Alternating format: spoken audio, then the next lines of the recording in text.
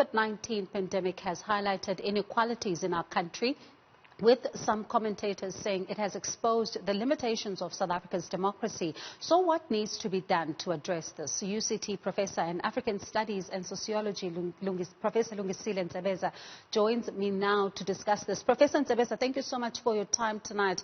The issue of spatial planning is really coming into sharp focus tonight as we have discussions, we've had discussions with various commentators, but also our viewers tonight are also lamenting the issue of spatial planning.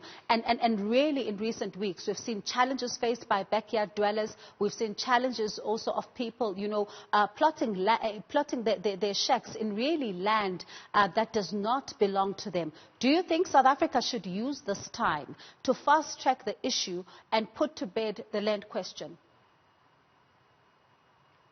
Oh, yeah. You're still faint now, but I think I have a sense of the question that you're asking. You're asking a question about spatial planning? Yes, spatial planning. Which has its roots in the past. Yes, and also the fact that should South Africa be using this time during the COVID-19 pandemic to really decisively deal with the land issue? Well, yes. And I don't think that this is an issue that we should be dealing with now. It's an issue that we should have addressed in 1994. But there was clearly no commitment to do that. I do research talking about special issues. I do research on the land question, and I've been doing this research since 1994. And basically trying to track the performance of our land reform program. And as we all know, that program was a dismal failure. And of more than 80% of agricultural land that is in white hands, that was in white hands in 1994, less than 10% of that land has been transferred to blacks. And that's clearly a failure on the part of our land reform program. So the point I'm trying to make is that we shouldn't look at now, the last 4 or 5 months. We should go back to 1994 and ask ourselves why it is that we haven't addressed the land question. And also ask ourselves why we think it is possible now for us to address the land question. And the way I've been looking at the land question in terms of transformation and so on, I've been looking at it from 2 angles. I've been looking at change that comes from above. Change that will be engineered by our politicians and so on, with the people waiting for handouts to be given to them.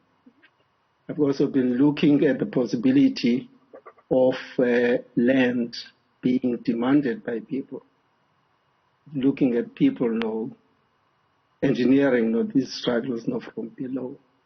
And my sense is that if we are serious about addressing the land question in South Africa, we should look at the actions of ordinary people, civil society, social movements, rather than the state. Yes, the issue is glaring now, but it has always been like that. And what I would say is that change, it's a question of change. Who should be behind this change? And my argument throughout my scholarship is that it is civil society that must take up things in their hands rather than wait for the state, benevolent state, to give them handouts.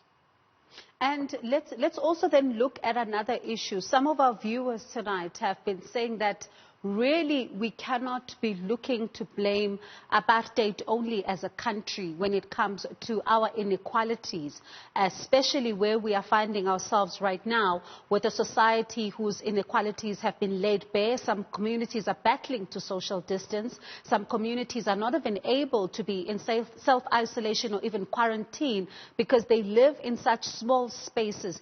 Do you agree that the blame should not be laid at the doorpost of apartheid only, and in the 25 years the government has also had a role to play in where we find ourselves? I like your use of the word only, and where you seem to suggest that apartheid is to blame, because this is the system that we inherited. And it is a system that was known for its inequalities and its racial bias against the majority of South Africans. But that's not the only system not to blame. We can now acknowledge it as our departure point, as something that we inherited.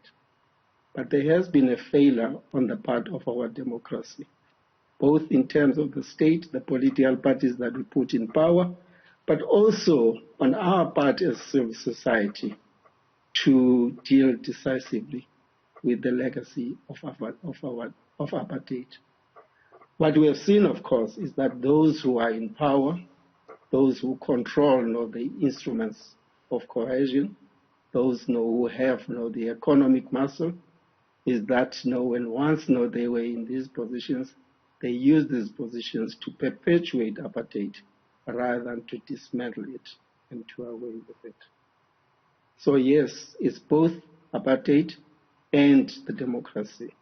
And if you were to ask me where the scale, which size it fails, I would say that there is more to be said about our failures post-1994 than apartheid. And as a final question from me tonight, do you think when you're looking at how unequal South Africa is, should South Africa have gone through a hard lockdown? Because that has been credited even, when you're looking at the numbers and how we have been seeing less, and even some saying that because we had a hard lockdown, we're not seeing as much of a peak as we had anticipated.